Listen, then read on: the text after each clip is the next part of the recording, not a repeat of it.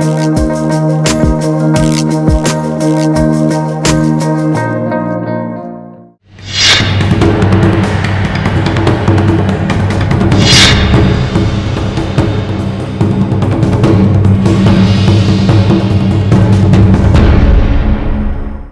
ମୁଁ ସୁପ୍ରିୟା। ଯୁଦ୍ଧ ଘନଘଟା ଏବଂ ତୈଳ ସଙ୍କଟ ମଧ୍ୟରେ ୟୁଏସ୍ ପ୍ରେସିଡେଣ୍ଟ ଡୋନାଲ୍ଡ ଟ୍ରମ୍ପ କ'ଣ ଅଭିଭାଷଣ ରଖିବେ ଆମେରିକା ବା ରାଷ୍ଟ୍ର ଉଦ୍ଦେଶ୍ୟରେ, ତାକୁ ନେଇ ସମସ୍ତଙ୍କର ଅପେକ୍ଷା ଥିଲା। ଏବଂ ଯାହା ସେ ଅଭିଭାଷଣରେ ରଖିଲେ ତାହା କେତେ ନୂତନ ଥିଲା ନା ପୁରୁଣା କଥାକୁ ବାରମ୍ବାର ଦୋହରେଇଲେ। ସେ ଯାହା କହୁଛନ୍ତି ସେଥିରେ କେତେ ସତ କେତେ ମିଛ ଅଛି ତାକୁ ଏକ୍ସପର୍ଟ ମାନେ କେମିତି ବିବେଚନା କରୁଛନ୍ତି। ଯୁଦ୍ଧ ଏବେ ସରିବ ନା ଆହୁରି ଲମ୍ବା ସମୟ ପର୍ଯ୍ୟନ୍ତ ଚାଲିବ, ଏ ସମସ୍ତ ପ୍ରସଙ୍ଗକୁ ନେଇ ଆମେ ଅଧିକ ଆଲୋଚନା କରିବା। ଆମ ସହିତ ବରିଷ୍ଠ ସ୍ତମ୍ଭକାର ଭାଲଚନ୍ଦ୍ର ଷଡ଼ଙ୍ଗୀ ରହିଛନ୍ତି। ଭାଲଚନ୍ଦ୍ର ବାବୁ, ସ୍ୱାଗତ କରୁଛି ଆଲୋଚନାକୁ। ନମସ୍କାର। ଡୋନାଲ୍ଡ ଟ୍ରମ୍ପଙ୍କର ଅଭିଭାଷଣକୁ ଆପଣଙ୍କର ବି ଅପେକ୍ଷା ଥିବ ନିଶ୍ଚୟ। କ'ଣ ପାଇଲେ ଆଜି ଅଭିଭାଷଣ ଶୁଣିଲା ପରେ? କ'ଣ ଲାଗିଲା ଆପଣଙ୍କୁ ଯେ ନୂଆ କଥା ଆସିଲା, ନୂଆ ବାର୍ତ୍ତା ଆସିଲା ୟୁଏସ୍ ବାସୀଙ୍କ ପାଇଁ ଏବଂ ବିଶ୍ୱର ଯୋଉ ଅନ୍ୟମାନେ ଯୋଉମାନେ ଅପେକ୍ଷା କରିଥିଲେ ସେ କ'ଣ କହିବେ, କାରଣ ଯୁଦ୍ଧର ଯେହେତୁ ଗୋଟିଏ ପକ୍ଷ ସିଏ, ତା ଉପରେ ଆପଣଙ୍କର କ'ଣ ସମୀକ୍ଷା ରହିଲା? ଡୋନାଲ୍ଡ ଟ୍ରମ୍ପଙ୍କର ଯଦି ବକ୍ତବ୍ୟ ଆପଣ ତାଙ୍କର ଯୋଉ ରାଷ୍ଟ୍ର ଉଦ୍ଦେଶ୍ୟରେ ହଁ।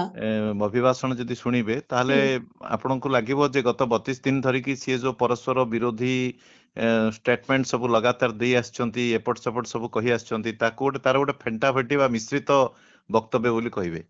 ଏବଂ ସେଇ ବକ୍ତବ୍ୟର ଉଦ୍ଦେଶ୍ୟ ହେଲା ଯେ ଆମେରିକା ଆଉ ଯୁଦ୍ଧ କରିବନି, ଆମେରିକା ଯୁଦ୍ଧରେ ଯାହା ତାର ଲକ୍ଷ୍ୟ ସିଏ ପ୍ରାପ୍ତି କରିସାରିଛି, ଆଉ ଏଣିକି ଯାହା ସମସ୍ୟା ଅଛି ଅନ୍ୟମାନେ ସେଇଟା ନିଜେ ନିଜର ଦାୟିତ୍ୱ ନିଅନ୍ତୁ। ଯେମିତି ଷ୍ଟ୍ରେଟ୍ ଅଫ୍ ହର୍ମୋଜ କୁ କ୍ଲିୟର କରିବା କଥା ହଉ କିମ୍ବା ଅନ୍ୟାନ୍ୟ କଥା।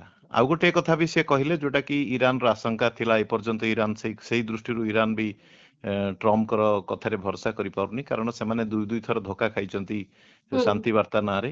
ତେଣୁ ସେମାନେ ପ୍ରଥମ ସର୍ତ୍ତ ତାଙ୍କର ସବୁବେଳେ ଯେ ଗୋଟେ ସ୍ଥାୟୀ ଶାନ୍ତି ବା କେବେ ବି ଆଉ କେବେ ଆକ୍ରମଣ ହବନି, ଇରାନକୁ କରାଯିବନି, ଏଭଳି ଏକ ଗ୍ୟାରେଣ୍ଟି ବ୍ୟବସ୍ଥା କରିବା ପାଇଁ, ଯୋଉଟା ଟ୍ରମ୍ପଙ୍କର ଭାଷଣରେ ସ୍ପଷ୍ଟ ଆସିଲା ଯେ ଯଦି ଇରାନର ତ ଆମେ ସବୁ ନ୍ୟୁକ୍ଲିୟର କ୍ୟାପାବିଲିଟିକୁ ସମାପ୍ତ କରିଦେଇଛୁ, ଯଦି ଭବିଷ୍ୟତରେ ସେମାନେ ଆଉଥରେ କରିବାର ଆମେ ଇଏ କରିବୁ, ଆମେ ବି ଉପଗ୍ରହରୁ ପୁରା ନଜର ରଖିଛୁ, ଯଦି କୌଣସି ଉଦ୍ୟମ କରନ୍ତି ପୁଣି ଥରେ ତାଙ୍କ ଉପରେ କ୍ଷେପଣାସ୍ତ୍ର ଆକ୍ରମଣ ହବ। ତା ଅର୍ଥ ଇରାନ ଆକ୍ରମଣରୁ ମୁକ୍ତ ନୁହେଁ, ଇରାନକୁ କେବେ ଆଉ ଆକ୍ରମଣ କରାଯିବନି, ଏଭଳି ଏସୁରେନ୍ସ ଆମେରିକା ଦବାକୁ ଚାହୁଁନି। ଆଜି ତାଙ୍କ ବକ୍ତବ୍ୟରୁ ସ୍ପଷ୍ଟ ହେଇଗଲା। ଓକେ, ଭାଲଚନ୍ଦ୍ର ବାବୁ, ଯାହା ଆପଣ କହିଲେ ଯେ ଗୋଟେ ଫେଣ୍ଟା ଫେଣ୍ଟି କଥା ଥିଲା, ସିଏ ଯୋଉ ପ୍ରସଙ୍ଗ କହିଲେ ଯେ ଆମେ ଇରାନର ଯୁଦ୍ଧ ଜିତି ସାରିଛୁ, ମଧ୍ୟପ୍ରାଚ୍ୟର ଯୁଦ୍ଧର ଇରାନର ଭୟଙ୍କର କ୍ଷତି ହୋଇଛି, ଆତଙ୍କବାଦକୁ ଇରାନର ପୂର୍ଣ୍ଣ ସମର୍ଥନ ରହିଛି, ଆମେ ତାଙ୍କ ନେତୃତ୍ୱ ବଦଳେଇ ଦେଇଛୁ, ଯୋଉ କଥାର ସତ୍ୟତାକୁ ବିଶ୍ୱ ରଖିପାରୁନି, ଜାଣିପାରୁନି ଯେ ଏଥିରେ ସତ୍ୟତା ଅଛି ବୋଲି, ତାକୁ ଜଣେ ୟୁଏସ୍ ର ପ୍ରେସିଡେଣ୍ଟ ବାରମ୍ବାର କହିବା, ଏଇ ଅଭିଭାଷଣର ଯଦି ସ୍ତରକୁ ଦେଖିବା ତାହେଲେ କ'ଣ କୁହାଯିବ? ମାନେ ଜଣେ ୟୁଏସ୍ ପ୍ରେସିଡେଣ୍ଟଙ୍କ ଠାରୁ ଏଭଳି ଏକ ଅଭିଭାଷଣ ଆଶା କରାଯାଇପାରେ କି? ନାଇଁ, ଆପଣ ଦେଖନ୍ତୁ ଆମେରିକାର କ'ଣ କ'ଣ ଲକ୍ଷ୍ୟ ଥିଲା ଏବଂ କ'ଣ ଲକ୍ଷ୍ୟ ସେମାନେ ହାସଲ କରିଛନ୍ତି। ଯଦି କୁହାଯିବ ନ୍ୟୁକ୍ଲିୟର କ୍ୟାପାବିଲିଟିକୁ ଧ୍ୱଂସ କରିଛନ୍ତି ବୋଲି, ଯଦି ପ୍ରକୃତରେ କୌଣସି ନ୍ୟୁକ୍ଲିୟର କ୍ୟାପାବିଲିଟିକୁ ଧ୍ୱଂସ କରିଥାନ୍ତେ ତାହେଲେ ବିକିରଣ ହେଇଥାନ୍ତା ଇରାନରେ। ଏବଂ ଆପଣ ମନେ ଥିବ ଗତ ବର୍ଷ ବି ଜୁନ ମାସରେ ଯେତେବେଳେ ଆକ୍ରମଣ କରିଥିଲେ, ସେତେବେଳେ ସେ ଘୋଷଣା କରିଥିଲେ ଯେ ନ୍ୟୁକ୍ଲିୟର କ୍ଷମତାକୁ ଆମେ ଧ୍ୱଂସ କରିଦେଇଛୁ, ଆଉ ନ୍ୟୁକ୍ଲିୟର ବୋମା ତିଆରି କରିପାରିବ ନାହିଁ। ଯାହା ଧ୍ୱଂସ ହେଇସାରିଥିଲା ସେ ପୁଣି ଥରେ ଆଉଥରେ କେମିତି ବର୍ଷେ ନ ପୁରୁଣୁ ଇରାନ ସକ୍ଷମ ହେଇପାରିଲା।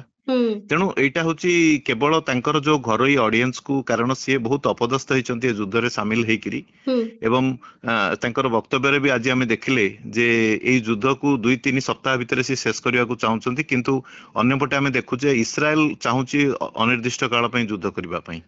ଇସ୍ରାଏଲ ଯୁଦ୍ଧ ସରାଇବା ପାଇଁ କହୁନି, ଏପରିକି ଇସ୍ରାଏଲ ଘୋଷଣା କରିଛି ଯେ ଯୁଦ୍ଧ ସମ୍ପର୍କରେ ଆମେରିକା ଏକଚାଟିଆ ଭାବେ ନିଷ୍ପତ୍ତି ନେଇପାରିବନି, ଆଉ ଯଦି ବି ଯୁଦ୍ଧ ସମାପ୍ତ ହୁଏ ତାହେଲେ ବି ଆମେ ଲେବାନନ ଉପରେ ଯୁଦ୍ଧ ଯୋଉ ଚାଲିଛି ସେଇଟା ଏଇଥିରେ ଅନ୍ତର୍ଭୁକ୍ତ ହବନି। ତେଣୁ ଯୁଦ୍ଧ ସରିବା ନେଇକିରି ବି ଦ୍ୱନ୍ଦ୍ୱ ରହିଛି। ସେମାନେ ଯୋଉ ଉଦ୍ଦେଶ୍ୟରେ ମିଳିତ ଭାବେ ଆକ୍ରମଣ କରିଥିଲେ, ଆଜି ସେଇ ଉଦ୍ଦେଶ୍ୟ ଗୋଟିଏ ବି ଉଦ୍ଦେଶ୍ୟ ସଫଳ ହେବା ପରି ଲାଗୁନି, କାରଣ ନ୍ୟୁକ୍ଲିୟର କ୍ୟାପାବିଲିଟି ତ ଆପଣ ଦେଖିଲେ। ଆଉ ଥରେ ଦେଖିବେ, ଅନ୍ୟପଟେ ଦେଖିବେ ଯୋଉ କ୍ଷେପଣାସ୍ତ୍ର କ୍ୟାପାବିଲିଟି, ଯୋଉ କ୍ଷେପଣାସ୍ତ୍ର ପ୍ରୟୋଗ କରିବାର ଯୋଉ କ୍ଷମତା, ଇରାନର କ୍ଷେପଣାସ୍ତ୍ର ଶକ୍ତି, ସେ ଶକ୍ତି ତ ଏବେ ବି କୌଣସି ପ୍ରକାର ଧ୍ୱଂସ ହବା ତ ଦୂରର କଥା, ସେ କେତେ ଦୂର ହ୍ରାସ ପାଇଛି ବି ଆମେ ଅନୁମାନ କରିପାରୁନେ, କାରଣ ଗତକାଲି ରାତିରେ ହିଁ ଇସ୍ରାଏଲ ଉପରେ ଯୋଉ କ୍ଷେପଣାସ୍ତ୍ର ଆକ୍ରମଣ ହେଇଛି ସବୁଠୁ ବଡ ଆକ୍ରମଣ ହେଇଛି ଏପର୍ଯ୍ୟନ୍ତ 32 ଦିନର ସର୍ବବୃହତ ଆକ୍ରମଣ ହେଇଛି ଇସ୍ରାଏଲ ଉପରେ ଗତକାଲି ରାତିରେ। ଆଜ୍ଞା। ତା ସହିତ ସେମାନେ ତ ଆମେରିକାର ଯେତେ ବେସ୍ ଥିଲା ଉପସାଗରୀୟ ଅଞ୍ଚଳରେ ସବୁ ଦେଶରେ ବେସ୍ କୁ ଲଗାତାର ଆକ୍ରମଣ କରିଛନ୍ତି। ସବୁ ବେସ୍ ରୁ ଆମେରିକା ସୈନିକ ଆଉ ଅନ୍ୟ ଅଧିକାରୀ ମାନେ ବୋଲେ ଛାଡିକି ଚାଲି ଯାଇଛନ୍ତି, ଲୁଚିକି ରହିଛନ୍ତି କିମ୍ବା ଦେଶ ଛାଡିକି ଚାଲି ଯାଇଛନ୍ତି। ଏବଂ ଆମେରିକା ନିଜର ଯୋଉ ଏଗ୍ରିମେଣ୍ଟ ଥିଲା ଅନ୍ୟ ଦେଶମାନଙ୍କୁ ସୁରକ୍ଷା ଦେବା ପାଇଁ ଉପସାଗରୀୟ ଦେଶମାନଙ୍କୁ, ସେମାନଙ୍କୁ ସୁରକ୍ଷା ଦେଇପାରିନି। ଆଜି ସେମାନେ ପୁରା ଅସହାୟ ହେଇଛନ୍ତି ଏବଂ ଇରାନ ଯେତେବେଳେ ଚାହିଁବ ତାଙ୍କ ଉପରେ ଆକ୍ରମଣ କରିପାରୁଛି ବିନା କୌଣସି ପ୍ରତିରୋଧରେ। ତେଣୁ କୌଣସି ଆଉ ଗୋଟେ କଥା ହେଲା, ଦେଖନ୍ତୁ ସବୁଠୁ ବଡ ଯୋଉଟା କି ଆଜି ସାରା ପୃଥିବୀ ପାଇଁ ବର୍ତ୍ତମାନ ପ୍ରଭାବ ପକେଇଛି ହରମୋଜ ପ୍ରଣାଳୀ ଉପରେ ଯୋଉ ଇରାନର ଦବଦବା, ଆଜ୍ଞା। ଯୋଉଟା କି ଯୁଦ୍ଧ ପୂର୍ବରୁ ହରମୋଜ ପ୍ରଣାଳୀରେ ଇରାନର କୌଣସି ଭୂମିକା ନଥିଲା। ଆରାମରେ ସବୁ ଜାହାଜ ଯିବା ଆସିବା କରୁଥିଲା। ଆମେରିକାର ଜାହାଜଠୁ ଆରମ୍ଭ କରି ସବୁ ଦେଶର ଜାହାଜ ଯାଉଥିଲା, ସେଥିରେ କୌଣସି କଟକଣା ନଥିଲା। କିନ୍ତୁ ଯୁଦ୍ଧ ପରେ ଆଜି ଇରାନ ହରମୋଜ ଉପରେ ସମ୍ପୂର୍ଣ୍ଣ ନିୟନ୍ତ୍ରଣ ନେଇ ଆସିଛି ଏବଂ ହରମୋଜ ପ୍ରଣାଳୀରେ ନିୟନ୍ତ୍ରଣ ସହିତ ସେମାନେ ବର୍ତ୍ତମାନ ସେମାନଙ୍କର ଟୋଲ ବର୍ତ୍ତମାନ ଆଦାୟ କରିବା ପାଇଁ ବି ନିଷ୍ପତ୍ତି ନେଇଛନ୍ତି, ଯାହା ଫଳରେ ଇରାନ ଆହୁରି ଲାଭବାନ ହବ। ଏବଂ ଆଉ ଗୋଟେ କଥା ଦେଖନ୍ତୁ, ଯୁଦ୍ଧ ପୂର୍ବ ପର୍ଯ୍ୟନ୍ତ ଇରାନର ତେଲ ବିକ୍ରି କରିବା ଉପରେ କଟକଣା ଥିଲା। ନିଜେ ଆମେରିକା କଟକଣାକୁ ଉଠେଇ ଦେଇଛି ଏବଂ ଯାହା ଫଳରେ ଇରାନର ତେଲ 2 ଗୁଣ ତେଲ ବିକ୍ରି ହଉଛି। ଦୈନିକ ଯେତିକି ବିକ୍ରି ହଉଥିଲା ଯୁଦ୍ଧ ପୂର୍ବରୁ ବର୍ତ୍ତମାନ 2 ଗୁଣ ତେଲ ବିକ୍ରି ହଉଛି। ତାର ଅର୍ଥ ଇରାନ ପାଖରେ ଆର୍ଥିକ ଯୋଉ ସ୍ଥିତିଟା ମଜବୁତ ହଉଛି ସମୟ କ୍ରମେ। ଇରାନର ଆର୍ଥିକ ସୋର୍ସ ସବୁ ବଢିଛି, କିନ୍ତୁ ଇରାନ କ୍ଷୟକ୍ଷତିର ଶିକାର ହେଇଛି। ଏମାନେ 10,000ରୁ ଅଧିକ ବୋମା ବର୍ଷଣ କରିଛନ୍ତି, ଯାହା ଫଳରେ ଇରାନର ବହୁତ କୋଠା ବାଡି, ଇରାନର 2,000ରୁ ଅଧିକ ଲୋକ ମୃତ୍ୟୁବରଣ କରିଛନ୍ତି ଏବଂ ବହୁତ ସରକାରୀ ସମ୍ପତ୍ତି ନଷ୍ଟ ହେଇଛି। ସ୍କୁଲ ଉପରେ ଆକ୍ରମଣ କରିଛନ୍ତି, ହସ୍ପିଟାଲ ଉପରେ ଆକ୍ରମଣ କରିଛନ୍ତି, ଯୋଉଟା ଇରାନ କମ ସେ କମ ଅନ୍ୟ କୋଉ ଦେଶରେ ଏପରି ଆକ୍ରମଣ କରିନି। ସ୍କୁଲ ହସ୍ପିଟାଲ ଉପରେ ଇରାନ ଆକ୍ରମଣ କରିନି। କିନ୍ତୁ ଆମେରିକା ଦେଖିବେ ଯୁଦ୍ଧ ପୂର୍ବରୁ ହରମୋଜ ପ୍ରଣାଳୀଟା ସମ୍ପୂର୍ଣ୍ଣ ରୂପେ ମୁକ୍ତ ଥିଲା। ଆଜି ଆମେରିକା ହରମୋଜ ପ୍ରଣାଳୀକୁ ଇରାନର କବ୍ଜାରେ ଛାଡି ଦେଇଛି, ଯାହା ଫଳରେ ସାରା ପୃଥିବୀରେ ଯୋଉ ବର୍ତ୍ତମାନ ତୈଳ ଦର, ଗ୍ୟାସ ଦର ଯୋଉ ବଢୁଛି, ତାର ମୂଳ କାରଣ ହେଲା ହରମୋଜ ପ୍ରଣାଳୀରେ ଯୋଉ ଅବ୍ୟବସ୍ଥା ଦେଖାଇଛି, ଅଚଳାବସ୍ଥା ଦେଖାଦେଇଛି। ତାକୁ ସମାଧାନ ନ କରିକି ଆମେରିକା ପଳାୟନପନ୍ଥୀ ଭୂମିକାରେ ପଳେଇ ଯାଇଛି ଏବଂ କହିଛି ଯାହାର ତେଲ ଦରକାର ସେ ନିଜେ ନିଜ ବ୍ୟବସ୍ଥା କରୁ ବୋଲିକିରି ନିଜ ସୁରକ୍ଷାରେ ଆଣେ। ମୁଁ ଆଉ ଗୋଟେ କଥା ଜାଣିବାକୁ ଚାହୁଁଛି, ନା ବନ୍ଧୁ ଇସ୍ରାଏଲ ବିଷୟରେ ସେମିତି ଖୋଲାଖୋଲି କିଛି ଆମେ ଟ୍ରମ୍ପ କହିଲେ, ନା ନାଟୋକୁ ନେଇକିରି ତାଙ୍କର ଯୋଉ କ୍ଷୋଭ ରହିଛି, କେହି ସପୋର୍ଟ କଲେ ନାହିଁ ଆଉ ନାଟୋରୁ ବାହାରି ଯିବେ, ସେ ପ୍ରସଙ୍ଗରେ ବି ଏଥର କିଛି ଖୋଲାଖୋଲି କହିଲେ ନାହିଁ। ସେ ସମ୍ପର୍କରେ ଆପଣଙ୍କର ମତ କଣ? ନାଇଁ, ଆପଣ ଦେଖନ୍ତୁ, ନାଟୋ ସହିତ ବା ନାଟୋ ଭୁକ୍ତ ଦେଶମାନଙ୍କ ସହିତ ଆମେରିକାର ସମ୍ପର୍କ କେବଳ ଇରାନ ଯୁଦ୍ଧ ପରେ ନୁହେଁ, ଇରାନ ଯୁଦ୍ଧ ପୂର୍ବରୁ ବି ଆରମ୍ଭ ହେଇଯାଇଛି, ସମ୍ପର୍କ ଖରାପ ହେଇଯାଇଛି। ଏବଂ ଆପଣ ଦେଖିଥିବେ ଯେ ଗ୍ରୀନଲ୍ୟାଣ୍ଡ ଇସ୍ୟୁକୁ ନେଇକରି ସମଗ୍ର ନାଟୋ ଭୁକ୍ତ ଦେଶମାନେ ଗୋଟିଏ ସ୍ୱରରେ ଆମେରିକାର ପୋଜିସନକୁ ବିରୋଧ କରିଥିଲେ। ଏବଂ ପରବର୍ତ୍ତୀ ଅବସ୍ଥାରେ ଯେତେବେଳେ ଇରାନ ଯୁଦ୍ଧ ହେଲା, ନାଟୋ ଭିତରେ ଯୋଉ ଫାଟଟା ସେଟା ଆହୁରି ବଢି ଯାଇଛି।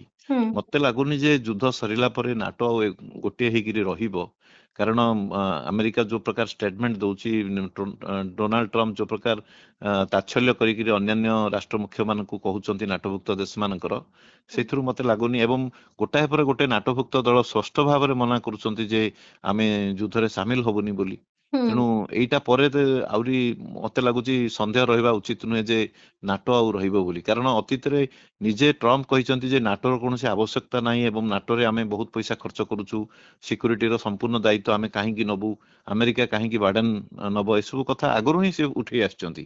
ଏବଂ ଆଜି ଦେଖାଗଲା ଯେ ଆମେରିକା ଯେତେବେଳେ ଅସୁବିଧାରେ ପଡିଲା, ପୂର୍ବରୁ ତ ଯେତେବେଳେ ଆକ୍ରମଣ କରିଥିଲା ନାଟୋଭୁକ୍ତ ଦଳମାନଙ୍କୁ ପଚାରି ନଥିଲା, ଅସୁବିଧାରେ ପଡିଲା ସେମାନଙ୍କର ସହାୟତା ଚାହିଁଲା।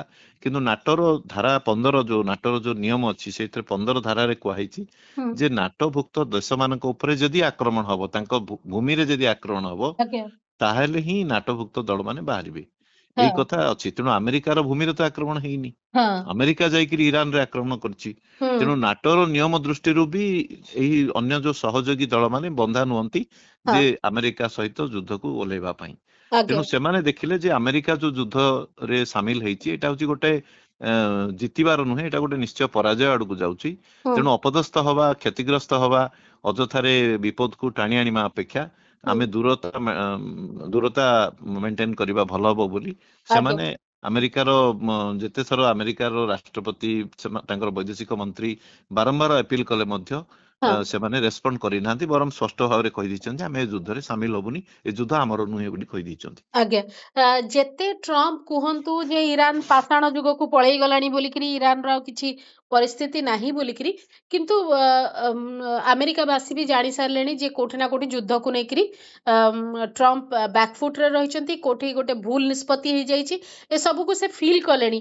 ନଭେମ୍ବରରେ ଯୋଉ ମିଡ ଟର୍ମ ପୋଲ୍ ଅଛି ତାକୁ ନେଇକିରି ମଧ୍ୟ ସେ ଅସ୍ତବ୍ୟସ୍ତ ହେଲେଣି କି ସେଇଥିପାଇଁ ଆଜି ଏକ ଯୋଉ ମିଶା ଘଣ୍ଟା ଯୋଉ ପ୍ରକାର ଅଭିଭାଷଣ ରଖିଛନ୍ତି ସେ ତାର ସିଏ ଗୋଟିଏ ପ୍ରତିକ୍ରିୟା କି?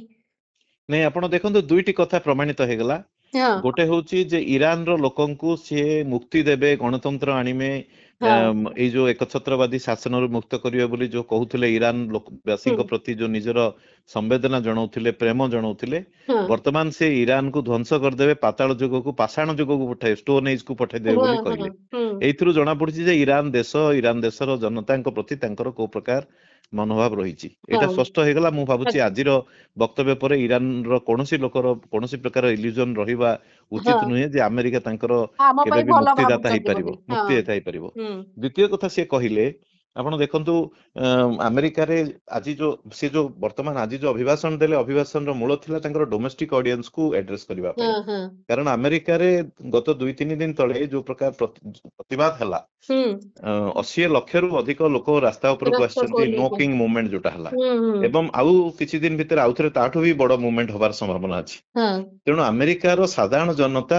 ସ୍ପଷ୍ଟ ଭାବରେ ବୋଲେ ଗୋଟେ ନେରେଟିଭ ସୃଷ୍ଟି ହେଇଯାଇଛି, ଯୋଉଟା କି ଟ୍ରମ୍ପ ତାକୁ କୌଣସି ପ୍ରକାର ସକ୍ଷମ ହେଲେନି ତାକୁ ବଦଳେଇବାରେ, ହୁଁ ଯେ ଏଇ ଯୁଦ୍ଧ ଆମର ନୁହେଁ, ଏଇ ଯୁଦ୍ଧ ଇସ୍ରାଏଲର। ହୁଁ ଆମେରିକା ଆଉ ବିଶେଷ କରି ଟ୍ରମ୍ପଙ୍କର ଅବିବେକୀ ନିଷ୍ପତ୍ତି ଲାଗି ଆମେ ଅଯଥାରେ ଅସୁବିଧାରେ ପଡିଲୁ। ହୁଁ ଏବଂ ସବୁଠୁ ବଡ କଥା ହେଲା ଯେ ହଁ ଇରାନ ଉପରେ ଆକ୍ରମଣ ପରେ ଆମେରିକାରେ ସାଧାରଣ ଲୋକଙ୍କର କୌଣସି ଲାଭ ହେଲାନି, ହଁ ବରଂ ଦରଦାମ ବଢିଲା, ହୁଁ ତେଲର ଦର ବଢିଲା, ଗ୍ୟାସର ହୁଁ ଦର ବଢିଲା, ହୁଁ ଗ୍ୟାସର ଦର 40 ଭାଗ ବଢିଛି। ହଁ ଟ୍ରମ୍ପ ଯେତେ ଘୋଷଣା କରନ୍ତୁ ଯେ ଆମ ପାଖରେ ଯଥେଷ୍ଟ ତେଲ ଆଉ ଗ୍ୟାସ ଅଛି, ଏପରିକି ଆଜି ବି ସେ କହିଲେ ଯେ ଯାହାର ରାଷିଆ ଆଉ ଦରକାର ସାଉଦି ଅଛି ଆରବର ଆମେରିକାଠୁ ନିଅ ବୋଲିକିରି। ଯେତିକି ତୈଳ ସମ୍ପଦ ଅଛି, ଦି ଜଣ ଯାକୁ ମିଶେଇଲେ ଯେତିକି ହବ ତାଠୁ ଆମେରିକା ପାଖରେ ଅଧିକା ଅଛି।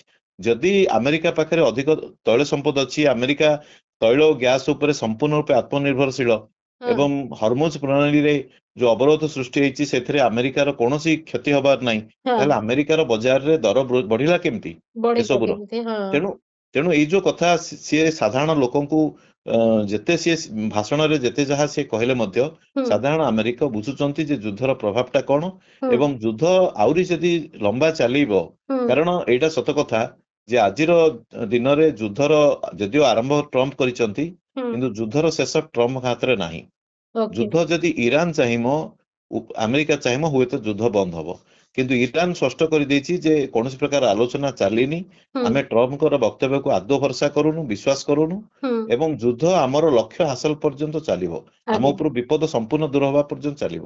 ହୁଁ ତେଣୁ ଟ୍ରମ୍ପ ଯୁଦ୍ଧ କରିବା ନାଁରେ ଇରାନକୁ କେବଳ ଯୋଉ ଇରାନ ବିରୁଦ୍ଧରେ ଯୋଉ ଯୁଦ୍ଧ କଲେ, ତାଙ୍କର ହଁ ଗୋଟିଏ କଥା ହିଁ ଗୋଟେ କାଳ୍ପନିକ ଗୋଟେ ସନ୍ତୁଷ୍ଟି ଲୋକଙ୍କ ଭିତରେ ହଁ ସୃଷ୍ଟି ହଁ କରୁଛନ୍ତି ଯେ ଯେ ଆମେ ସବୁ ପାଇଗଲୁ ବୋଲି। ଯଦି ଆମେ ଯୁଦ୍ଧ କରିନଥାନ୍ତୁ, ଇରାନ ଆମେରିକାକୁ ବିପଦ ହୁଅନ୍ତା, ହଁ ଆମେରିକା ଉପରେ ନହେଲେ ପରମାଣୁ ନହେଲେ ସେ ଆକ୍ରମଣ କରିଥାନ୍ତେ। କହିନଥାନ୍ତେ ଏଡେ ବଡ କଥା ଯେ ଯୁଦ୍ଧ ଇତିହାସରେ ଏଭଳି କେବେ ହୋଇନି ବଡ ବିଜୟ, ଯାହା ବଡ ବିଜୟ ଏଇ ମାସକ ଭିତରେ ହେଇଛି ବୋଲି ଏଇଟା ସମସ୍ତେ ଜାଣନ୍ତି ଯେ ଏଇଟା ବିଜୟ କି ପରାଜୟ ସମସ୍ତେ ଜାଣନ୍ତି। ସମସ୍ତେ ଜାଣନ୍ତି। ସିଏ ହଁ କିନ୍ତୁ ପରାଜୟକୁ ବିଜୟ ବୋଲି କହିବାରେ ସିଏ ତ ପରାଜୟ ବୋଲି ସ୍ୱୀକାର କରିବେନି ତାଙ୍କର ନିଜର ଇଏ ଦୃଷ୍ଟିରୁ, ହୁଁ ସ୍ୱାର୍ଥ ଦୃଷ୍ଟିରୁ। ଆଜ୍ଞା ତେଣୁ ପରାଜୟକୁ ବିଜୟ ବୋଲି କହିକିରି ହଁ ଲୋକଙ୍କୁ ସିଏ ଭୁଆଁ ବୁଲେଇବା ପାଇଁ ଯୋଉ ଚେଷ୍ଟା ହଁ କରୁଛନ୍ତି, ମୁଁ ଭାବୁଛି ସେଇଥିପାଇଁ ଆମେରିକାର ଅଭିଭାଷଣ ଶୁଣିଲା ସାଧାରଣ ବେଳେ ଜନତା ସେତେ ବୋକା ନୁହନ୍ତି।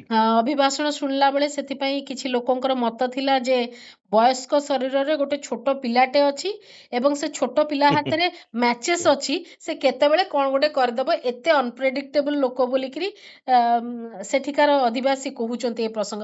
କିନ୍ତୁ ଗୋଟେ କଥା ହଉଛି ଯୋଉ 2-3 ସପ୍ତାହ ଭିତରେ ଯୁଦ୍ଧ ସରିବ, 2-3 ସପ୍ତାହ କହିବାକୁ 2-3 ଦିନ ନୁହେଁ, 2-3 ସପ୍ତାହ ମାନେ 20-21 ଦିନର କଥା ହେଲାଣି। 21 ଦିନ ଆହୁରି ଯଦି ଯୁଦ୍ଧ ଚାଲେ ତାର ପ୍ରଭାବ ଯେତେ ଦୂର ରହିବ, ସେଥିରେ ଆମେ କେତେ ଦୂର ଏବେ ଘାଣ୍ଟି ହେଲୁଣି। ଆହୁରି 2-3 ସପ୍ତାହ ପରେ ଯେ ତୁରନ୍ତ ଠିକ ହେଇଯିବ ତା ନୁହେଁ। ଯୋଉଗୁଡ଼ିକ ସବୁ ବନ୍ଦ ବାନ୍ଦ ହେଇଛି, ଯୋଉ ଉତ୍ପାଦନ ବନ୍ଦ ହେଇଛି, ଯୋଉଗୁଡ଼ିକର ଟ୍ରାନ୍ସପୋର୍ଟେସନ ଅଧାରେ ଅଟକିଛି, ସେ ସବୁ ହେଇକିରି ଗୋଟେ ବ୍ୟବସ୍ଥିତ ହେଲା ବେଳକୁ ପୁଣି ଆହୁରି କେତେ ଗୁଡ଼ା ଦିନ ଲାଗିବ। ଏଥିପାଇଁ ଗୋଟେ ବିଶ୍ୱ ଗୋଟେ ଅଡ଼ୁଆ ପରିସ୍ଥିତିରେ ଏ 3 ରାଷ୍ଟ୍ର ପାଇଁ, 3 ଜାଗା ପାଇଁ ଗୋଟେ ଅଡ଼ୁଆରେ ପଡ଼ିଯାଇଛି କି ବର୍ତ୍ତମାନ। ନାଇଁ ଆପଣ ଦେଖନ୍ତୁ, ଆମେରିକା ଯୋଉ ଭାବୁଥିଲା ଯେ ଆମେରିକା ଇସ୍ରାଏଲ ମିଶିକି ଆକ୍ରମଣ କରିବେ 2-3 ଦିନ ଭିତରେ ସମସ୍ୟା ସମାଧାନ ହେଇଯିବ, ଯୁଦ୍ଧ ସରିଯିବ, ହଁ ଇରାନର କ୍ଷମତା ପରିବର୍ତ୍ତନ ହେଇଯିବ, ସେମାନଙ୍କର ପରିକଳ୍ପନା ଅନୁସାରେ ହେଲାନି। ହଁ ଏବଂ ବର୍ତ୍ତମାନ ଯୁଦ୍ଧର ବୋଲେ ପ୍ରଭାବଟା ଏତେ ବଢି ଯାଇଛି, ଆମେ ଅନୁଭବ କରୁଛେ, ଏଇଠି ଥାଇକି ଆମେ ଅନୁଭବ କରୁଛେ ଆମେ କେମିତି ଗ୍ୟାସ୍ ପାଇଁ ହଇରାଣ ହଉଛେ, କି କେତେବେଳେ ତେଲର ରେଟ୍ ବଢିବ, ପ୍ରିମିୟମ ପେଟ୍ରୋଲ ବଢିଗଲା, ଯୋଉଟା କି ଏଟିଏଫ ବଢିଗଲା, ହଁ ଆଉ ତା ସହିତ ଅନ୍ୟାନ୍ୟ ଏବେ ସାର ବି ସମସ୍ୟା ହବ ହଁ ଚାଷବାସ ସିଜନ ଯେତେବେଳେ ଆସିବ। ହୁଁ ତେଣୁ ଆମେ ସାରା ପୃଥିବୀରେ ଅନୁଭବ କରୁଛେ ଯୁଦ୍ଧର ପ୍ରଭାବ କଣ। ତେଣୁ ସେମାନେ ଯୋଉ ଆକ୍ରମଣ କଲେ ଏଇଟା ଗୋଟିଏ ଦୁଇଟା ଦେଶରେ ସୀମିତ ରହିଲାନି। ହଁ ଆଜି ଯେତେବେଳେ ଉପସାଗରୀୟ ଅଞ୍ଚଳରେ ଯୋଉ ସମସ୍ୟା ଦେଖାଯାଇଛି, ଦୁଇଟି ତାର ଦିଗ ଅଛି। ହୁଁ ଗୋଟେ ହଉଛି ହରମୋଜ ପ୍ରଣାଳୀରେ ଅବରୋଧ ହବା ଫଳରେ ହରମୋଜ ପ୍ରଣାଳୀ ଦେଇକି ଯୋଉ ସିପ ରେ ଆସିବା କଥା ତେଲ, ଗ୍ୟାସ ଆଉ ଅନ୍ୟାନ୍ୟ ସାର ବା ଅନ୍ୟାନ୍ୟ ଯେତେ ସବୁ ଆସିବା କଥା ସେଟା ଆସିପାରୁନି। ହୁଁ ସେକେଣ୍ଡ ହଉଛି ଉତ୍ପାଦନ ଉପରେ ବି ଏଫେକ୍ଟ ପଡିଛି, ବହୁତ ଦେଶରେ ଉତ୍ପାଦନ ବନ୍ଦ ହେଇଯାଇଛି। ହୁଁ ଗଲ୍ଫ ଷ୍ଟେଟ ମାନଙ୍କରେ ହଁ ଦୁଇଟି କାରଣରୁ ଉତ୍ପାଦନ ବନ୍ଦ ଅଛି। ଗୋଟେ ହଉଛି ଇରାନ ଡାଇରେକ୍ଟଲି କିଛି ଜାଗାରେ ହିଟ୍ କରିଛି, କାରଣ ଇରାନର ଏନର୍ଜି ସୋର୍ସକୁ ଯେତେବେଳେ ଆମେରିକା ଆଉ ଇସ୍ରାଏଲ ଆକ୍ରମଣ କରିଛନ୍ତି, ହଁ ତେଲ କୂଅ ଉପରେ, ଗ୍ୟାସ ଫିଲ୍ଡ ଉପରେ ଆକ୍ରମଣ କରିଛନ୍ତି, ସେ ହଁ ତାର ପ୍ରତି ଆକ୍ରମଣରେ ବାହାରିନରେ, କତାରରେ, ତାପରେ ସାଉଦି ଆରବରେ, ଏ ହଁ ତିନିଟା UAE ର ବି ହୁଁ ଏଇ 4ଟି ଦେଶର ଗ୍ୟାସ ଆଉ ଅଏଲ ଫିଲ୍ଡ ଉପରେ ଆକ୍ରମଣ କରିଛନ୍ତି। ହୁଁ ତେଣୁ ଇରାନର ଆକ୍ରମଣ ପରେ ଏସବୁ ଜାଗାରେ ଉତ୍ପାଦନ ବନ୍ଦ ଅଛି। ହଁ କତାର ଆଉ କତାର ତାପରେ ବାହାରିନ, ଏ ଦିଟାରେ ଯୋଉ ଗ୍ୟାସ ଫିଲ୍ଡ ଉପରେ ଆକ୍ରମଣ ହେଇଛି, ହଁ ସେଇ ଆକ୍ରମଣ ଫଳରେ ଆସନ୍ତା ଯେତିକି କ୍ଷତି ହେଇଛି ହୁଁ ସିଏ 30ରୁ 40 ଭାଗ ତାଙ୍କର ଉତ୍ପାଦନ କମି ଯାଇଛି। ଏବଂ ଆଜ୍ଞା ଆସନ୍ତା 5-6 ବର୍ଷ ଲାଗିବ ବି ଆଚ୍ଛା ନର୍ମାଲାଇଜ ହବା ପାଇଁ, ଓକେ ସାଧାରଣ ସ୍ୱାଭାବିକ ପରିସ୍ଥିତିକୁ ଆସିବା ପାଇଁ 5-6 ମାସ ଲାଗିବ ବୋଲି ଅଫିସିଆଲି ସେମାନେ କହୁଛନ୍ତି। ହୁଁ ତେଣୁ ଆପଣ ଦେଖନ୍ତୁ ପ୍ରଭାବଟା କେତେ ଦୂର ପଡିବ। ତେଣୁ ଆଜ୍ଞା ଯଦି ବି ଆଜି ହଠାତ୍ ଯୁଦ୍ଧ ବନ୍ଦ ହେଇଯିବ ବି, ହୁଁ ସ୍ୱାଭାବିକ ପରିସ୍ଥିତି ଆସିବା ପାଇଁ ଆଉ ହୁଏତ ଆହୁରି ମାସେ 1.5 ମାସ କି 2 ମାସ ଲାଗିପାରିବି। ହୁଁ ତେଣୁ ବଜାର ଦର ଯୋଉ ବଢି ଯାଇଛି, ଆପଣ ହଁ ଦେଖନ୍ତୁ ଗ୍ୟାସ ବଢିଲା ବୋଲି ସବୁ ଖାଦ୍ୟ ସାମଗ୍ରୀର ଦର ସବୁ ବଢି ଯାଇଛି। ସବୁ ଜିନିଷ ଏବଂ ବଢିଛି ଆଜ୍ଞା ଗ୍ୟାସ ଦର ଯଦି ବି କମିବ, ଖାଦ୍ୟ ସାମଗ୍ରୀର ଦର ଆଉ କମିବାର ସମ୍ଭାବନା ଦେଖାଯାଉଛି କି? ନା ତେଣୁ ସାଧାରଣ ଲୋକଙ୍କୁ ହିଁ ତାର ଯୁଦ୍ଧର ଭାରଟା ବହନ କରିବାକୁ ପଡୁଛି। ଆଜ୍ଞା ତେଣୁ ଗୋଟେ ଅବିବେକୀ ନେତୃତ୍ୱ ଆମେରିକାର ଆଉ ହଁ ଇସ୍ରାଏଲର, ସେମାନଙ୍କର ନିଜ ସ୍ୱାର୍ଥ ପାଇଁ ବା ଆଜ୍ଞା ସେମାନଙ୍କର ଅବିବେକୀ ନିଷ୍ପତ୍ତି ପାଇଁ ହୁଁ ଆଜି ସାରା ପୃଥିବୀ ମୂଲ୍ୟ ଦବାକୁ ପଡୁଛି। ଓକେ। ପାକିସ୍ତାନ ଏବଂ ଚାଇନାର ଶାନ୍ତି ପ୍ରସ୍ତାବ ସମ୍ପର୍କରେ ଆପଣଙ୍କର ମତ ଟିକେ ଜାଣିବାକୁ ଚାହିଁବି। ନାଇଁ ଦେଖନ୍ତୁ, ପାକିସ୍ତାନ ଚାଇନା ଗୋଟେ ଶାନ୍ତି ପ୍ରସ୍ତାବ ଦେଇଛନ୍ତି, ସେଟାକୁ ଇରାନ ଏପର୍ଯ୍ୟନ୍ତ ଗ୍ରହଣ କରିନି। ହୁଁ କିନ୍ତୁ ଏଇଠି ଦୁଇ ଜଣ ଯାକ ଗ୍ରହଣ କରିବାର ଅଛି, ଏବଂ ଦୁଇ ଜଣ ଯାକର ଯୋଉ ଏକ୍ସପେକ୍ଟେସନ ଅଛି, ହଁ ଏତେ ଏତେ ବୋଲେ ଏତେ ବଡ ଏକ୍ସପେକ୍ଟେସନ ତାକୁ ପୂରଣ କରିବାଟା ବି କଷ୍ଟ। ଯେମିତି ଆମେରିକା କହୁଛି ଯେ ମୋର ସବୁ କ୍ଷତି ହେଇଛି ସେ ଯାକ ଦେବେ, ଇରାନ ଦବ ବୋଲି, ହୁଁ ଏଟା ସମ୍ଭବ ନୁହେଁ। ହୁଁ ଇରାନ କହୁଛି ଯେ ମୋର ଯେତେ କ୍ଷୟକ୍ଷତି ହେଇଛି ଆମେରିକା ଦବ ବୋଲି, କିନ୍ତୁ ଆଜ୍ଞା ହୁଏତ ଇରାନ ପାଇଁ ଗୋଟେ ବାଟ ବାହାରିପାରେ ଯେ ଇରାନକୁ କୁହାଯାଇପାରେ ତମର ଯୋଉ କ୍ଷୟକ୍ଷତି ଅଛି ତାକୁ ଭରଣା କରିବାକୁ ହେଲେ ତମେ ହରମୁଜ ପ୍ରଣାଳୀରେ ଯୋଉ ଟୋଲ ଆଦାୟ କର, ଏବଂ ହୁଁ ସେଇଟା ହୁଏତ ହେଇପାରେ। ହୁଁ କିନ୍ତୁ ସବୁଠୁ ବଡ କଥା ହଉଛି ଇରାନକୁ ଗ୍ୟାରାଣ୍ଟି ଦବ କିଏ? ସିକ୍ୟୁରିଟି ଗ୍ୟାରାଣ୍ଟି। ସିକ୍ୟୁରିଟି ସିକ୍ୟୁରିଟି ଗ୍ୟାରେଣ୍ଟି ଗ୍ୟାରାଣ୍ଟି ଯଦି ଗ୍ୟାରେଣ୍ଟର ରହିବେ ଚୀନ ଆଉ ରାସିଆ, ହୁଁ ହୁଏତ ଇରାନ ରାଜି ହେଇପାରେ। ହୁଁ ତେଣୁ ସିକ୍ୟୁରିଟି ଗ୍ୟାରେଣ୍ଟି ହଉଛି ଗୋଟେ ବଡ କଥା। ହଁ ସେକେଣ୍ଡ ହଉଛି କ୍ଷୟକ୍ଷତିର ସେଇ କଥା ବି ଆସିବ। ହୁଁ ଏବଂ ଆଉ ଗୋଟେ ବଡ ପ୍ରଶ୍ନ ଆସିବ, ଆମେରିକା ଚାହିଁବ ଉପସାଗରୀୟ ଅଞ୍ଚଳରେ ତାର ଯୋଉ ମିଲିଟାରୀ ବେସେସ୍ ଥିଲା ସେଟା ପୂର୍ବ ଭଳି ଆଉ ଥରେ ରହୁ ବୋଲି। ହଁ ହଁ କିନ୍ତୁ ଇରାନର ସ୍ୱାର୍ଥର ସେଟା ପରିପନ୍ଥୀ। ତେଣୁ ଇରାନ କେବେ ବି ଚାହିଁବନି ଯୋଉ ସିକ୍ୟୁରିଟି ଯୋଉ ମିଲିଟାରୀ ବେସକୁ ସେ ଧ୍ୱଂସ କରିଦେଇଛି ହଁ ତାକୁ ଆଉ ଥରେ ପୁନଃସ୍ଥାପନ କରିବା ପାଇଁ ଚାହିଁବନି। ଆଜ୍ଞା ତେଣୁ ସ୍ୱାଭାବିକ ଭାବରେ ଏଇଟା ଆହୁରି ଏଇ ଯୋଉ ସମାଧାନ କଥା ଆସୁଛି ଏମାନେ ଚେଷ୍ଟା କରୁଛନ୍ତି ବା ଗୋଟେ ପବ୍ଲିକ ଇଏ ପାଇଁ ବି କହୁଛନ୍ତି, ହଁ କିନ୍ତୁ ମତେ ଲାଗୁନି ଏଇଟା ଏତେ ଶୀଘ୍ର ଶାନ୍ତିର କୌଣସି ପସିବିଲିଟି ଥିବା ପରି। ଓକେ। ଆଉ ଗୋଟେ ପ୍ରସଙ୍ଗ, ରୁଷର ଭୂମିକାକୁ ଆପଣ କେମିତି ଦେଖୁଛନ୍ତି? ରୁଷ କେବଳ ତାର ଲାଭ ଦେଖୁଛି ବର୍ତ୍ତମାନ ପରିସ୍ଥିତିରେ, ନା ଏଇ ସବୁ ପରିସ୍ଥିତି ଦୃଷ୍ଟିକୋଣରୁ ତାର ଭୂମିକାକୁ ବି ସେମିତି ରଖୁଛି ଯୋଉଥିରେ ବିଶ୍ୱ ଲାଭବାନ ହବ? ନାଇଁ ଆପଣ ଦେଖନ୍ତୁ ପୃଥିବୀର ଇତିହାସ ଯଦି ଦେଖିବେ ଯେତେ ଯୁଦ୍ଧ ହେଇଛି ସବୁ ସାମ୍ରାଜ୍ୟବାଦୀ ଶକ୍ତି ମାନଙ୍କର ଲାଗି ଯୁଦ୍ଧ ହେଇଛି। ହଁ ଆପଣ ଆପଣ ୟୁକ୍ରେନ ଆଉ ରାସିଆର ଯୁଦ୍ଧ, ହଁ ୟୁକ୍ରେନ ରାସିଆର ଯୁଦ୍ଧ ନୁହେଁ, ୟୁକ୍ରେନର କାନ୍ଧରେ ବନ୍ଧୁକ ରଖିକିରି ନାଟୋ ବା ଆମେରିକା ୟୁରୋପ ମିଶିକିରି ରାସିଆ ବିରୁଦ୍ଧରେ ଯୁଦ୍ଧ କରୁଛନ୍ତି। ହଁ ସେମିତି ବର୍ତ୍ତମାନ ଏଇଠି ଯୋଉ ଇରାନ ଉପରେ ଆମେରିକା ଆକ୍ରମଣ କରିଛି, ହଁ ଇରାନ କେବଳ ଏକା ନୁହେଁ, ହୁଁ ଇରାନ ପଛରେ ରହିଛି ଆପଣଙ୍କର ଚୀନ ଆଉ ରାସିଆର ସମ୍ପୂର୍ଣ୍ଣ ସହଯୋଗ। ହୁଁ ଯଦିଓ ଆଜିର ଦିନରେ ସେମାନେ ଖୋଲାଖୋଲି ଭାବେ ମିଲିଟାରୀ କନଫ୍ରଣ୍ଟେସନ ଭିତରକୁ ସିଧାସଳଖ ଆସିବେନି, ସିଧାସଳଖ ନିଜର ସୈନ୍ୟ ମୁତୟନ କରିପାରିବେନି, ହଁ କିନ୍ତୁ କାରଣ ଫସିଯିବାର ସମ୍ଭାବନା ଅଛି, ହୁଁ କିନ୍ତୁ ସେମାନଙ୍କର ପ୍ରତ୍ୟକ୍ଷ ସହଯୋଗ ବିନା, ହୁଁ ଟେକ୍ନୋଲୋଜିକାଲ ସହଯୋଗ ବିନା, ସାମରିକ ସହଯୋଗ ବିନା ଏବଂ ଗୁଇନ୍ଦା ସେୟାରିଂ ବିନା, ଗୁଇନ୍ଦା ତଥ୍ୟର ଯୋଉ ସେୟାରିଂ କରୁଛନ୍ତି, ଏ ସବୁ ଆଜି ଯୋଉ ଇରାନ ଯୋଉ ଗୋଟେ ଅତି ବୋଲେ ଏକ୍ଜାକ୍ଟଲି ଯୋଉ ଲୋକେସନ କୁ ଇଏ କରିକି ଆଟାକ ଟା କରୁଛି, ହୁଁ ପରସିପସନ ଆଟାକ ବୋଲି ଯୋଉ ଆଜ୍ଞା କୁହାଯାଉଛି, ହୁଁ ଏଇ ଯୋଉ ଆଟାକ ହଉଛି ଏଇଟା ଗତ ବର୍ଷ ବି ନଥିଲା। ଆଜ୍ଞା ଏଇ ବର୍ଷ ଯେତେବେଳେ ଚାଇନା ଖୋଲାଖୋଲି ଭାବରେ ଦାୟିତ୍ୱ ନେଲା ଏବଂ ବେଦୁ ବୋଲି ଯୋଉ ତାଙ୍କର ଯୋଉ ଅଛି ନେଭିଗେସନ, ସାଟେଲାଇଟ ନେଭିଗେସନ ସିଷ୍ଟମ, ହୁଁ ଜିପିଏସ୍ କୁ ହଟେଇକିରି, ଆମେରିକାର ଆଜ୍ଞା ଜିପିଏସ୍ ସିଷ୍ଟମ ତାକୁ ହଟେଇକିରି ଏମାନେ ଯୋଉ ବେଦୁ ସିଷ୍ଟମ କୁ ଆଣିଲେ ଚାଇନାର, ହଁ ହଁ ସେଇଥିରେ ସେମାନେ, କାହିଁକିନା ଚାଇନାର ସିଷ୍ଟମରେ 50ଟା ଉପଗ୍ରହରୁ ଆସୁଛି ସହଯୋଗ, କିନ୍ତୁ ଆଜ୍ଞା ଆମେରିକାର ଜିପିଏସ୍ ଅତି ବେଶୀରେ 10ଟା ଉପଗ୍ରହର ସହଯୋଗରେ ତଥ୍ୟ ଆସୁଛି। ହୁଁ ତେଣୁ ଏମାନେ ବହୁତ ପାୱାରଫୁଲ। ତେଣୁ ଆଜ୍ଞା ବର୍ତ୍ତମାନ ଯୋଉ ଲଢେଇ ଚାଲିଛି ଏଇଟା କୌଣସି ପାରମ୍ପରିକ ଯୁଦ୍ଧ ନୁହେଁ, ଏଇଟା ହୁଁ ହଉଛି ଟେକ୍ନୋଲୋଜିକାଲ ୱାରଫେୟାର ବି ଚାଲିଛି। ଆଚ୍ଛା ଓକେ। ବହୁତ ବହୁତ ସୁପରିୟର ଟେକ୍ନୋଲୋଜିର ପରୀକ୍ଷା ହଉଛି ଏବଂ ସେଇ ପରୀକ୍ଷା ପରୀକ୍ଷାରେ ଆମେ ହଉଛି। ଦେଖୁଛେ, ଆମେ ଅପରେସନ ସିନ୍ଦୁର ବେଳକୁ ବି ଦେଖିଲେ ଯେ ହଁ ପାକିସ୍ତାନର ପଛରେ ଚାଇନାର ଯୋଉ ସହଯୋଗ, ଯାହା ଫଳରେ ଭାରତର କ୍ଷତି ହେଲା। ହଁ ହଁ ହଁ। ସେମିତି ବର୍ତ୍ତମାନ ଆମେ ଦେଖୁଛେ ଇରାନ ପଛରେ ଚାଇନା ତ ଆଉ ଏଇ ରାସିଆ ତ ସମୟରେ ଯାହା ପାଖରେ ଯାହା ଅସ୍ତ୍ରଶସ୍ତ୍ର ହଉଛି ତାର ପରୀକ୍ଷା ନିରୀକ୍ଷା ବି ହେଇଯାଉଛି। ନିଶ୍ଚୟ ନିଶ୍ଚୟ ଆଜ୍ଞା। ନିଶ୍ଚୟ ଏଇଟା ଗୋଟେ ଯୁଦ୍ଧ ସମୟରେ ଶକ୍ତି ଏଇଟା ପରୀକ୍ଷା ପରୀକ୍ଷା ବି। ହଉଛି ବର୍ତ୍ତମାନ। ଆଜ୍ଞା ଆଜ୍ଞା। କିନ୍ତୁ ଏଇ ଶକ୍ତି ପରୀକ୍ଷା ଭିତରେ ଆପଣ ଆମ ଦେଶର ଯଦି କଥା ଦେଖିବା, ସିସିଏସ୍ ବୈଠକ ଦ୍ୱିତୀୟ ଥର ପାଇଁ ନିକଟରେ ହେଇଥିଲା ଥରେ, ପୁଣି ଥରେ ବୈଠକ ବସିଲା। କେମିତି କଣ ଷ୍ଟ୍ରିମଲାଇନ କରାଯିବ ଯୁଦ୍ଧ ପରିସ୍ଥିତିକୁ ନେଇ ଆମ ଦେଶର ପ୍ରସ୍ତୁତିକୁ ଆପଣ କେମିତି ଦେଖୁଛନ୍ତି, ଏବଂ ବାସ୍ତବରେ ସେ ପ୍ରସ୍ତୁତି କେତେ ଦିନକୁ ନଜରରେ ରଖିକିରି କରାଯାଉଛି ବୋଲି ଆପଣଙ୍କର ମାନେ ଆକଳନ କହୁଛି? ନାଇଁ, ଆପଣ ଏଇ ଯୁଦ୍ଧ ପରିସ୍ଥିତିରେ ଭାରତର ତ କୌଣସି ଭୂମିକା ନାହିଁ। ହଁ। ଭାରତ ଗୋଟେ ରଙ୍ଗ ସାଇଡ ଭାରତର ଚୁଜ କରି, ଲୋକ ଖାଲି ହଇରାଣ ହବାର ହଁ ଭୂମିକାଟାକୁ ନିଶ୍ଚୟ ଅଛନ୍ତି। ନିଶ୍ଚୟ ଭାରତ ହୁଁ ସରକାରଙ୍କର ଭାରତର ଗୋଟେ ଅସହାୟ ସ୍ଥିତି ଦେଖିବାକୁ ଗଲେ, ହଁ ବରଂ ଯୋଉ ପାକିସ୍ତାନକୁ ଆମେ ଏତେ ଇଏ କରୁଛେ, ପାକିସ୍ତାନ ବହୁତ ମାଇଲେଜ ନଉଛି, ସେମାନେ ଭୂମିକା ନଉଛନ୍ତି, ହଁ କିନ୍ତୁ ଭାରତ ସେ ଦିଗରେ ବହୁତ ପଛରେ ଅଛି। ହୁଁ ତେଣୁ ଯୁଦ୍ଧ ଆଗରେ ଅସହାୟ ଅବସ୍ଥାରେ ଠିଆ ହେବା ଛଡା ଭାରତର ଅନ୍ୟ କିଛି ନାହିଁ। ହୁଁ କିନ୍ତୁ ଯୋଉ ଯୁଦ୍ଧ ପରିଣତ ପରିସ୍ଥିତି ସୃଷ୍ଟି ହେଇଛି ଭାରତରେ, ହୁଁ ତାର ମୁକାବିଲା କରିବା ପାଇଁ ସରକାର ଯୋଉ ପ୍ରକାର ଉଦ୍ୟମ କରିବା କଥା, ସେଇଟାର ବି ଅଭାବ ରହିଛି। ହୁଁ ଯେହେତୁ ନିର୍ବାଚନ ଅଛି, ପେଟ୍ରୋଲର ଦର ସେ ପରିମାଣର ବଢିନି। ଯୋଉଦିନ ନିର୍ବାଚନ ସରିବ ଆପଣ ଦେଖିବେ ଯେ ହଁ ପେଟ୍ରୋଲ, ଯେମିତି ଏଇ ସରକାରଙ୍କର ହୁଁ ଆଗରୁ ବି ଅଭ୍ୟାସ ସେୟା ଅଛି, ହଁ ତେଣୁ ବର୍ତ୍ତମାନ ଯୋଉ ପେଟ୍ରୋଲ ଦର ସେମାନେ ବଢଉନାହାନ୍ତି, ହଁ ଡାଇରେକ୍ଟ ଲୋକଙ୍କୁ ବାଧିଲା ପରି। ହଁ ଆପଣ ଯୋଉ ବଢେଇଛନ୍ତି ଏର ଟର୍ବାଇନ ପ୍ରିମିୟମ ଫୁଏଲର ହଁ ଯୋଉ ଏଟିଏଫ ହଁ ବଢେଇଛନ୍ତି, ହଁ ସେଥିରେ ଯୋଉମାନେ ବିମାନ ଯାତ୍ରୀ ସେମାନଙ୍କୁ ହିଁ ବାଧିବ। ହଁ ଆଉ ସେମିତି ସେମାନେ ଯୋଉ ବର୍ତ୍ତମାନ ବଢେଇଛନ୍ତି କମର୍ସିଆଲ ସିଲିଣ୍ଡର କମର୍ସିଆଲ ବଢେଇଛନ୍ତି, ସିଲିଣ୍ଡର। କମର୍ସିଆଲ ସିଲିଣ୍ଡର ଟା ହଉଛି ଯୋଉମାନେ ରେଷ୍ଟୁରାଣ୍ଟରେ ଖାଉଛନ୍ତି କି ହୋଟେଲରେ ହଁ ଖାଉଛନ୍ତି, କିନ୍ତୁ ସେମାନଙ୍କୁ ହିଁ ପରୋକ୍ଷରେ ବାଧିବ। ତ ସମସ୍ତଙ୍କୁ ବାଧୁଛି ସେଇଟା।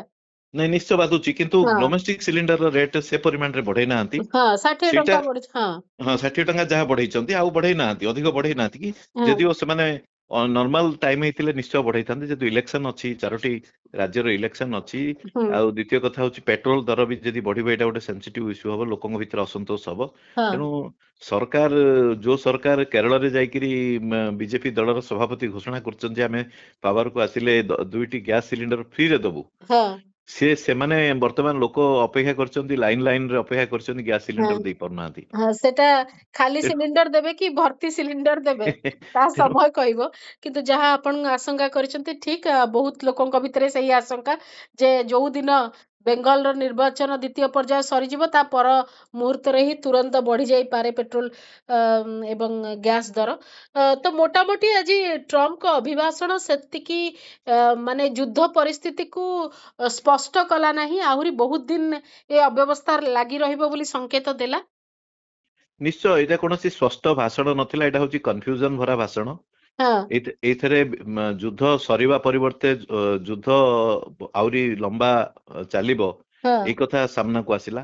ହଁ କିନ୍ତୁ ଅସହାୟତା ଜଣା ପଡୁଥିଲା ଆଚ୍ଛା ଟ୍ରମ୍ପଙ୍କର, ହଁ ଆମେରିକାର। ସେମାନେ ଏଇ ଯୁଦ୍ଧରେ ଫସି ଯାଇଛନ୍ତି, ଏଇ କଥା ସେମାନେ ନିଜେ ବୁଝି ପାରୁଛନ୍ତି ବୋଲି ଜଣା ପଡୁଥିଲା। ହଁ ତେଣୁ ଯୁଦ୍ଧକୁ ଆଗକୁ ଟାଣିବା ପାଇଁ ଯଦିଓ ଇଚ୍ଛା ନାହିଁ, ହଁ କିନ୍ତୁ ଇରାନ ସହିତ ଗୋଟେ ସ୍ଥାୟୀ ଶାନ୍ତି ରକ୍ଷା କରିବା ପାଇଁ ବି ସେମାନଙ୍କର ଇଚ୍ଛା ନଥିବାଟା ପ୍ରମାଣିତ ହେଇଗଲା। ସେଥିପାଇଁ ସେ କହିଲେ ଯେ ଭବିଷ୍ୟତରେ ଆମେ ନଜର ରଖିଛୁ, ଯଦି ନ୍ୟୁକ୍ଲିୟର କ୍ୟାପାବିଲିଟି ବଢେ ତାହେଲେ ଆମେ ଆଉଥରେ ପୁଣି ଆକ୍ରମଣ କରିବୁ। ଏବଂ ନ୍ୟୁକ୍ଲିୟର କ୍ୟାପାବିଲିଟି ବଢିବା ନାଁରେ, ନ୍ୟୁକ୍ଲିୟର ପରମାଣୁ ଅସ୍ତ୍ର ନାଁରେ ସେମାନେ କେତେବେଳେ କାହା ଉପରେ ଆକ୍ରମଣ କରିବେ ତାର କିଛି ସ୍ଥିରତା ନାହିଁ, କାରଣ ସେମାନେ ହିଁ ସ୍ଥିର କରୁଛନ୍ତି ଗୋଟେ ବାହାନା ଦରକାର ଗୋଟେ ଆକ୍ରମଣ କରିବା ପାଇଁ। ଆଉ ଗୋଟେ କଥା ହେଲା, ଯୋଉ ଅର୍ଥନୈତିକ ସଙ୍କଟ ଦେଖାଦେଇଛି ହୁଁ ହୁଁ ତାକୁ ଆଡ୍ରେସ କରାଯାଇନି ଆଜିର ଭାଷଣରେ। ହଁ ସରକାର କଦାପି ସାରା ପୃଥିବୀରେ ଯୋଉ ପ୍ରକାର ପରିସ୍ଥିତି ହେଇଛି, ହୁଁ ସାରା ପୃଥିବୀର ଜନସାଧାରଣ ମୂଲ୍ୟ ବୃଦ୍ଧି, ତାପରେ ଯୁଦ୍ଧ ଜନିତ ବିଭିନ୍ନ ବିଶେଷ କରି ତେଲ ଗ୍ୟାସ ର ଯୋଉ ସଙ୍କଟ ଦେଖା ଦେଇଛି, ସେଇଥିରୁ ଉଦ୍ଧାର କରିବା ପାଇଁ, ସେଇଥିରୁ ମୁକୁଳେଇବା ପାଇଁ କୌଣସି ପଜିଟିଭ ଇଏ ଦେଇନାହାନ୍ତି ଟ୍ରମ୍ପ ତାଙ୍କ ଭାଷଣରେ, କୌଣସି ତାର ସୂଚନା ହିଁ ଦେଇନାହାନ୍ତି। ହୁଁ ହୁଁ ତେଣୁ ହୁଁ ସ୍ୱାଭାବିକ ଭାବେ ଗୋଟେ ନିଜର ଡୋମେଷ୍ଟିକ ଅଡିଏନ୍ସକୁ ଆଡ୍ରେସ କରିବା ପାଇଁ ହୁଁ ଏଇଟା କରିଥିଲେ। ହଁ ଆଉ ପୃଥିବୀବାସୀଙ୍କୁ ନିରାଶ କରିଛି। ଏବଂ ନିଶ୍ଚିତ ଭାବରେ ଟ୍ରମ୍ପଙ୍କର ଯୋଉ ଅବିବେକୀ ନିଷ୍ପତ୍ତିର ପରିଣାମକୁ ଆମକୁ ଆହୁରି ଆଗାମୀ ଦିନରେ ଭୋଗିବାକୁ ପଡିବ, ଏଇଟା ନିଶ୍ଚିତ। ନିଶ୍ଚିତ ଭାବରେ ବହୁତ ବହୁତ ଧନ୍ୟବାଦ ଭାଲଚନ୍ଦ୍ର ବାବୁ। ଟ୍ରମ୍ପଙ୍କ ଅଭିଭାଷଣ ଏବଂ ଯୁଦ୍ଧ ପରିସ୍ଥିତି ସମ୍ପର୍କରେ ଆପଣଙ୍କର ମତ ରଖିଛନ୍ତି, ଏ ସ୍ୱତନ୍ତ୍ର ଆଲୋଚନାକୁ ଏଇଠି ରଖୁଛି। କିନ୍ତୁ ଆଶା କରିବୁ ଯେ ଖୁବ୍ ଶୀଘ୍ର ଯୁଦ୍ଧ ପରିସ୍ଥିତି ଗୋଟେ ସ୍ୱାଭାବିକତା ଭିତରକୁ ଆସିଯାଉ, କାରଣ ଯେଉଁ ଅର୍ଥନୈତିକ ସଙ୍କଟକୁ ଭାରତବାସୀ ଏବଂ ବିଶ୍ୱବାସୀ ଭୋଗିଲେଣି ତାହା ଯେତେ ଲମ୍ବା ସମୟ ରହିବ ସେତେ ଅଧିକ ଯନ୍ତ୍ରଣା ଦେବ ଏବଂ ଲୋକଙ୍କର ମୃତାହତର ସଂଖ୍ୟା, ବିଭିନ୍ନ ପ୍ରକାର ଅସୁବିଧା, ବିଭିନ୍ନ ସମସ୍ୟା ଯୁଦ୍ଧ ସହିତ ଜଡ଼ିତ ଯାହା ଦେଖିବାକୁ ମିଳୁଛି ସେ ସବୁର ପୂର୍ଣ୍ଣଚ୍ଛେଦ ପଡ଼ିବା ଦରକାର। ଏଇ ଆଲୋଚନାକୁ ଏଇଠି ରଖୁଛି। ନମସ୍କାର।